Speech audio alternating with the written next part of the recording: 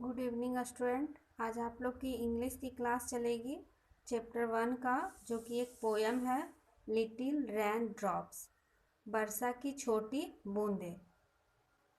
On where do you come from you little drops of rain, pitter patter down the window pane.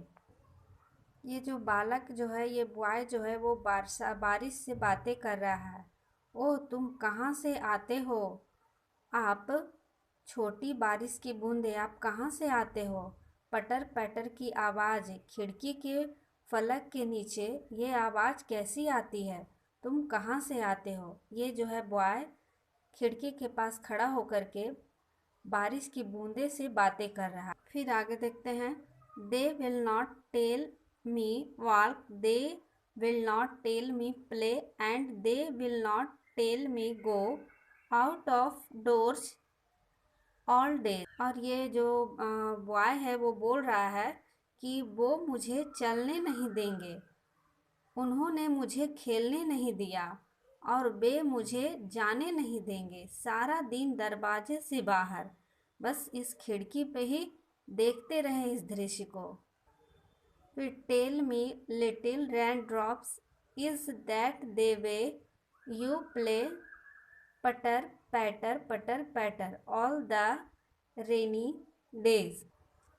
ये boy जो है बारिश की बूंदें से पूछ रहे हैं, मुझे थोड़ी बारिश की बूंदें बताओ, क्या आप वर्षा के दिनों में खेलते हैं इस तरह से पटर पैटर की आवाज़ करके?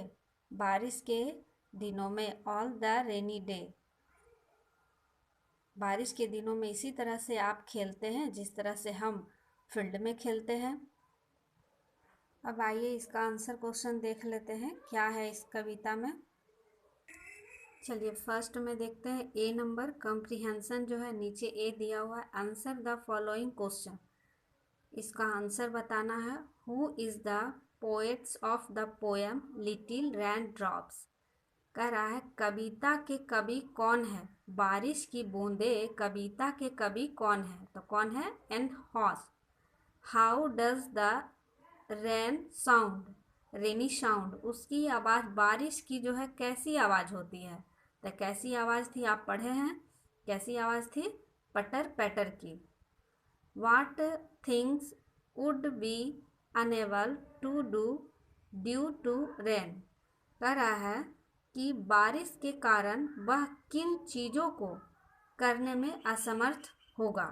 बारिश जब आती है तो किन चीज़ों को करने में वह असमर्थ था? कौन?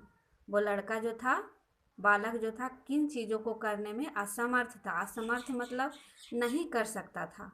तो क्या नहीं कर सकता था?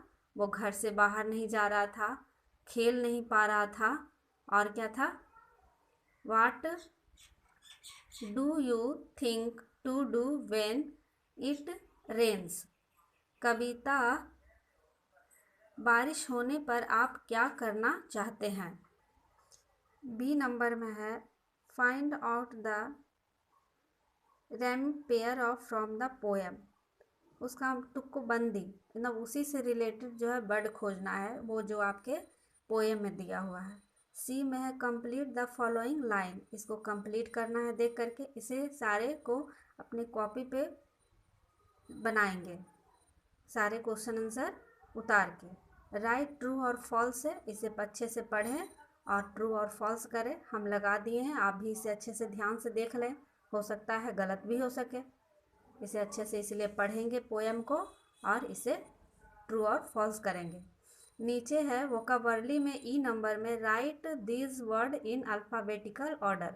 इसको जो है अल्फ़ाबेटिकल ऑर्डर में सजाना है, यानी कि एस टी क्यू दिया हुआ है डब्ल्यू जेड, तो ये कौन सा अल्फ़ाबेट जो है पहले आएगा? तो पहले क्या आएगा? एक नंबर में क्यू आएगा, उसके बाद एस आएगा, उसके बाद टी आएगा, उसके बाद डब्ल्यू आएगा, फिर जेड आएगा।